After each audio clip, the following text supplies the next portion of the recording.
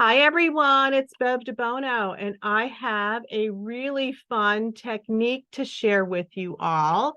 And this is using our tools, either a border punch or a border maker cartridge.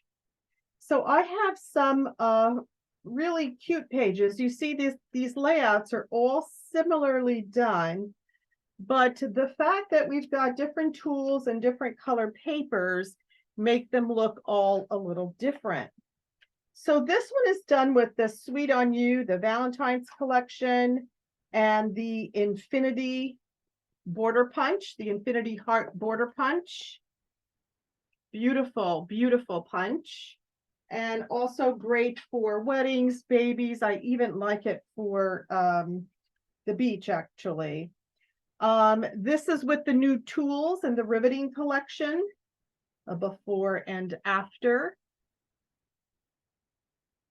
And this is with the Winter Woods, Nordic Winter, actually, and Winter Woods put together, and the Tree Line Border Maker cartridge.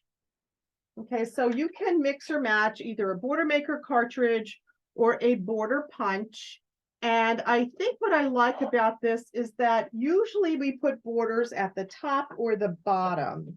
This kind of showcases your border a couple inches down and a couple inches up from the bottom. Now you might think, well, that will limit me just to 3 pictures on a page. And not necessarily, because you can put more pictures here and a few more here. Or, as I did in this case, make your border or your mat a little longer, and you can fit 4x6s and 4x4s, have enough for a title bar or another photo. So let's get started. It's really fun to have a piece in the middle, and then we're going to paper weld a top and a bottom piece. So get some coordinating papers, and I'm going to use something because it's so cold here. I like to think of the beach, and I'm going to use Serene Waters and Great Lakes for my page tonight. And for my punch, I'm going to use Rolling Sails, which is the pretty sailboats. Okay, so my middle piece, the midpoint, and this is what we're going to cut. We're going to paper weld these together. So the top edge is going to be 4 inches. The middle is going to be 5 inches, and the bottom is going to be 4 inches. So for this, I've selected a paper that's going to go at the top and the bottom and cut those to 4 inches. And then you want to cut your middle piece to 5 inches across. Okay, so cut your top and your bottom to 4 inches. These happen to be already cut. These were from a previous class that I had done. I just want to make sure that the writing is facing the right side up. Okay, and now this I'm going to cut to 5 inches, and that's going to be my middle piece.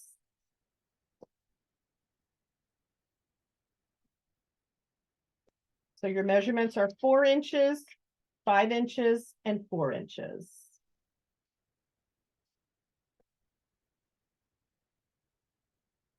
Okay, and your 5-inch piece, now we are going to paper weld on top of the 4-inch pieces.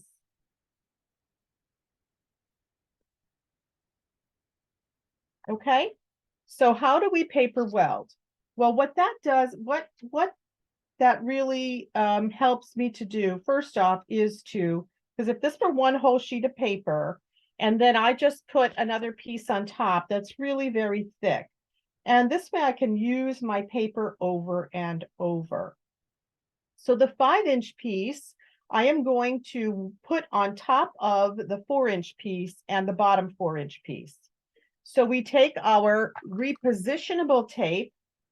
I'm going to flip the 5-inch piece over, and I'm going to put repositionable tape very close to the edge, both of those edges. Okay, so I'm going to do the top one first.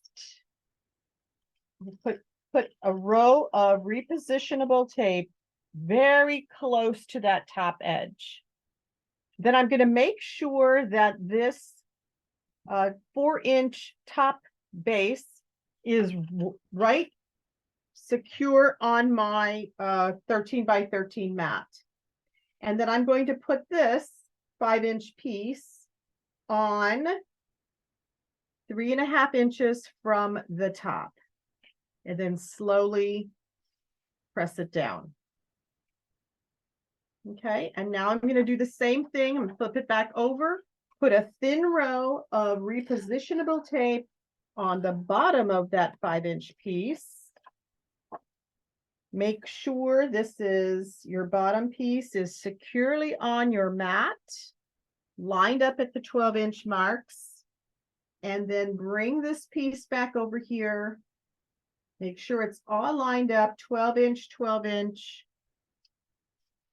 Okay, and when you have it on your 12-inch mat like this, you can see how well it's all put together.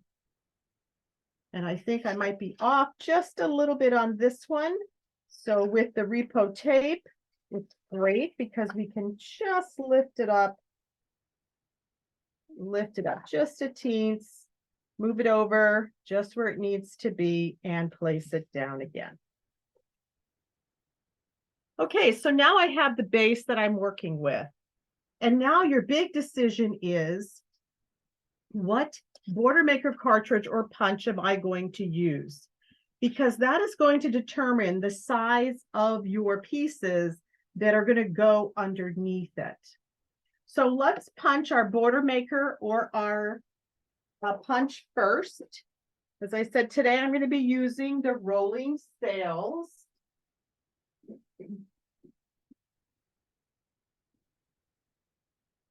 And this is a border maker cartridge, so it goes into the border maker system. I open my paper guide.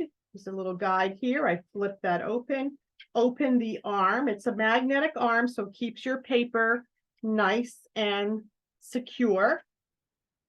I'm going to put my paper all the way to the edge of that gray paper tray, flip the arm over, press it down, it's nice and secure, and then this little tray arm goes back underneath. And now I'm going to use my border maker cartridge, the rolling sails. I'm going to put it into the housing unit, push it all the way back until you hear that click, and now you know you're ready to punch. Okay, so insert this in between the papers. Line up your two little pieces that are showing you where they're cutting, and you can punch all the way down. Now we're going to need 2 of these. So I'm going to punch one, and then I'm going to just turn my paper around, all the way around to the other side, punch another so that I can cut all at once. And I'm punching that again.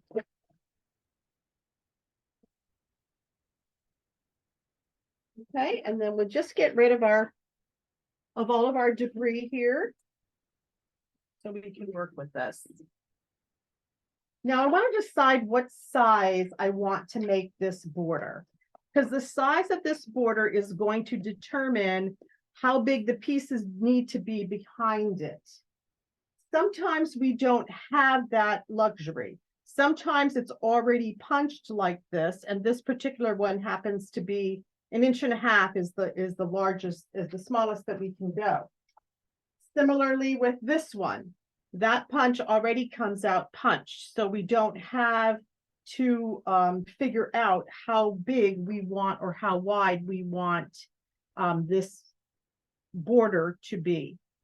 but I'm going to put it in my trimmer and I'm going to just look at it and play with it. And I know that I can see that from my cut line, maybe if I make this 1.25 inches, this might be kind of a good size border. So it's going to depend on your border. 1.25 inches, 1.5 inches. Those are nice size borders. So this is 1.25 inches. And then I'm going to do my other size. So your pieces behind it might be a little different depending on the size of your border.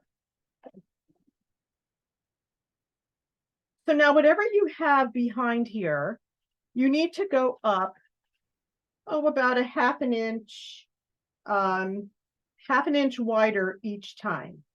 So let's say this was 1.5 inches, then my piece behind it is going to be 2 inches. Or the piece behind that is going to be 2.5. So decide what size you want this to be. Mine is 1.25 inches. So my piece behind it is only going to be, my piece behind it only needs to be 1.75 inches. Okay, 1.75 inches. If you're using 1.5 inches, then your next piece behind it is 2 inches. And then the piece behind that is 2.5. Okay, so what I'm going to do right now is cut the piece that's going to go behind my border. And it's really pretty to layer this. So I'm going to layer it with this, and then that's going to become my other piece behind it. So there's lots of layers on that. So this is 1.25 inches. So I'm going to make my piece behind it 1.75 inches. So you want it to go up by 1/2 inch, whatever the size is of your border. And I'm going to cut 2 of those, one for the top and one for the bottom. 1.25 inches. So this now becomes 1.75 inches. Okay, and then I'm going to go ahead and put my border on top of these pieces here. So again, using my repositionable tape, I'm just going to tape up my border. And by laying it on my 13 by 13 mat straight across, I can really get an idea of how straight that's going to be. And it now goes right across on my piece behind it, my accent piece. Okay, and now I'm ready for my next one.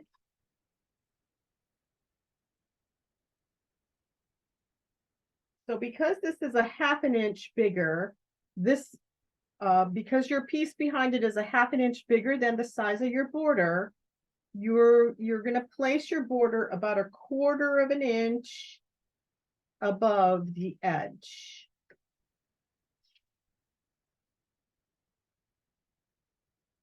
Okay, and so now we got our next piece. And now we're ready for our third piece, and that's going to be the third layer that's going to go behind it. So I could do this one of 2 ways. I can actually go ahead and cut this piece another 1/2 inch larger than my piece behind here. So this was 1.75 inches. So this piece now is going to be 2.25 inches because it's 1/2 inch larger. Okay, and then that's going to go just like that. So now we have all of these nice layers. And I'm going to put that on. But I wanted to show you how you can save some paper by just cutting 1/4 inch.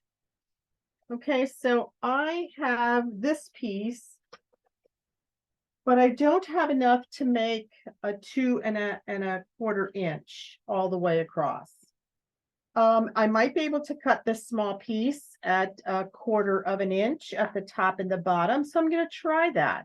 So instead of putting an entire sheet of 2.25 inches, I'm just going to cut 1/4 inch strip for the top and the bottom of this So this is just another way to make this work really quick. So on your trimmer, the cut line is the number that's by the line that's by the number at the top of your trimmer. 1/4 of an inch is at the end of the gray cutting mat. So this is where the cut line is. I'm going to move my paper over to the edge of the gray cutting mat. And that is 1/4 of an inch. Now, when you're cutting 1/4 of an inch, sometimes it's, and you have a very skinny piece of paper, and sometimes just put my finger in the middle of the grid just to guide it. And you see, I have a nice 1/4 of an inch piece. I'm not going to be lucky with that one. So I'm going to actually take this other piece and cut this at 1/4 of an inch. 1/4 of an inch. Okay, so you're going to get the same look, but use less paper this way. So I'm going to now put my 2 1/4-inch pieces, right? One is going to go right under that main middle piece. This is just a way to save some paper. So this is going to go line up right on the bottom of that piece straight across. Now I'm going to put down my big border. And the papers I'm using are from a mixture of Creative Memories summer collections that came out last year. Again, use your repo tape. So in case you're not a little bit straight, you can just kind of lift it up and put it down again, and then put your bottom border, your bottom 1/4-inch strip. And now you're ready to decorate. And you can add some mats. So you see the technique here, we had a couple techniques tonight. One was the paper welding, which is layering on top of each other, so you're not using a full 12-inch sheet.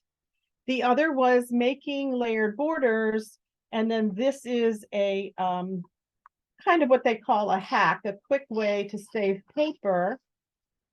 So you actually save a couple inches of paper doing it that way. And I love to save my paper because a 2-inch strip I can use for another border. Okay, and now you're ready to just add some.